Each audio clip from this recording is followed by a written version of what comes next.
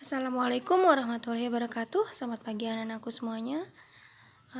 Semoga kalian dalam keadaan sehat walafiat. Baiklah anak-anak, pada pagi hari ini kita akan melanjutkan materi kita. Kalian simak baik-baik apa yang akan dijelaskan pada materi berikut.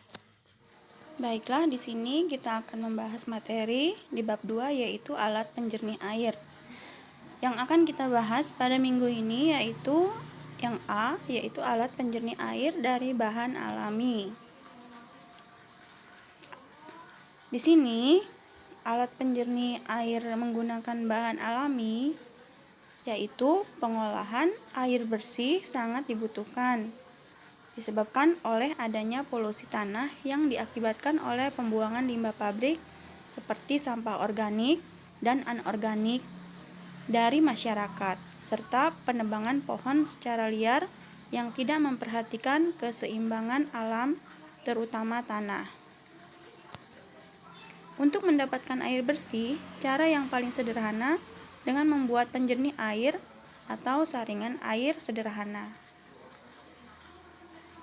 Proses penjernihan air bertujuan untuk menghilangkan zat pengotor atau untuk memperoleh air yang kualitasnya memenuhi standar persyaratan kualitas air. Syarat standar kualitas air antara lain yaitu yang pertama menghilangkan gas-gas terlarut, kemudian yang kedua menghilangkan rasa yang tidak enak, yang ketiga membasmi bakteri patogen yang sangat berbahaya, serta memperkecil sifat air yang menyebabkan terjadinya endapan pada pipa dan saluran air. Kemudian yang selanjutnya yaitu kita akan membahas beberapa teknik sederhana untuk mendapatkan air bersih. Yang pertama teknik penyaringan, yang kedua teknik pengendapan.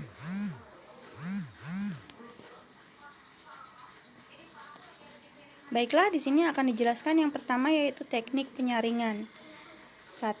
Saringan kain katun membersihkan air dari kotoran dan organisme kecil yang ada di dalam air keruh tersebut.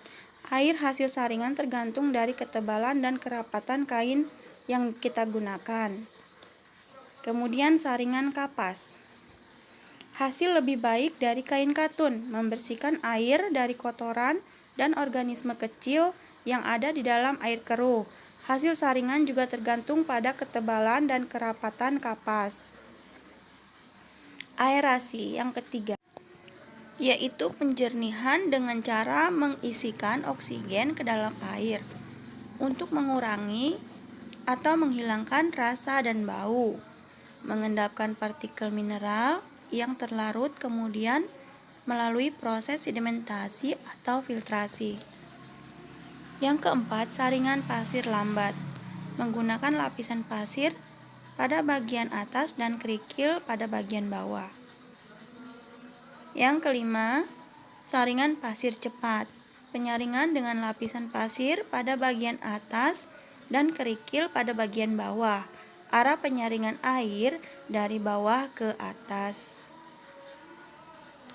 Yang keenam, filtering system, merupakan gabungan saringan pasir cepat dan saringan pasir lambat. Pertama-tama air disaring menggunakan SPC, baru menggunakan SPL. Kemudian yang ketujuh yaitu saringan arang. Saringan ini biasanya menghilangkan bau dan rasa.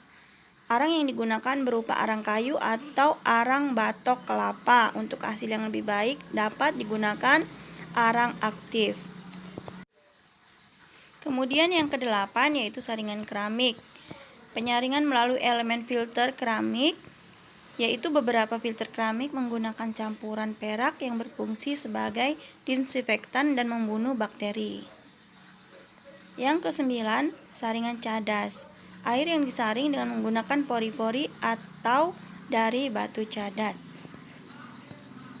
Kemudian yang berikutnya yaitu teknik pengendapan. Yang pertama, menggunakan biji kelor. Serbuk biji kelor cukup ampuh menurunkan dan mengendapkan kandungan unsur logam berat yang cukup tinggi dalam air. Kemudian yang kedua yaitu tawas. Lama pengendapan sekitar 12 jam. Fungsi tawas hanya untuk pengendapan, tidak berfungsi untuk membunuh kuman dan menaikkan pH dalam air. Yang ketiga, kaporit. Kaporit berfungsi untuk memisahkan dan mengendapkan kotoran dalam air. Lama pengendapan sekitar 12 jam. Kemudian yang berikutnya yaitu kapur gamping. Membutuhkan waktu 24 jam, berfungsi mengendapkan dan menaikkan pH air, tetapi tidak berfungsi untuk membunuh kuman, virus, dan bakteri.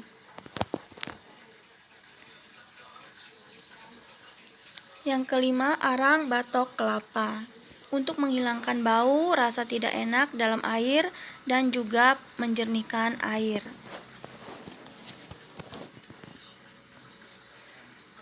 Bahan dan alat penjernih air dengan bahan alami, yaitu jerami, ijuk, arang tempurung kelapa, potongan batu bata, pasir, dan kerikil.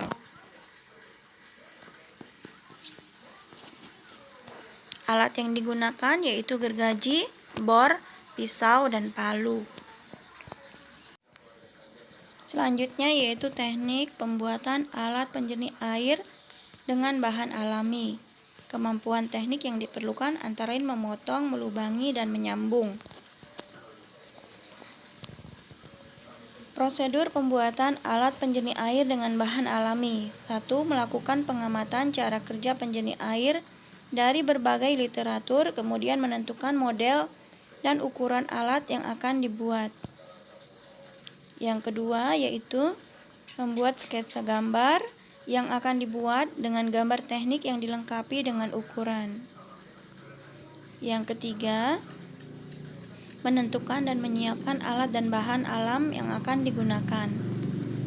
Yang keempat, menentukan langkah membuat alat penjernih air. Yang kelima, membuat dan merakit alat penjernih air sesuai rencana. Yang keenam, menguji dan dilanjutkan dengan menyempurnakannya. Tahap pembuatan alat penjernih air dengan bahan alami. Yang pertama, perencanaan, yaitu menentukan ide, identifikasi kebutuhan, menyiapkan alat dan bahan. Kemudian yang berikutnya yaitu proses pembuatan. Membuat pipa penyaringan, membuat drum atau bak pengendap, dan penyaring. Ini adalah contoh gambar alat penyaring atau penjernih air sederhana.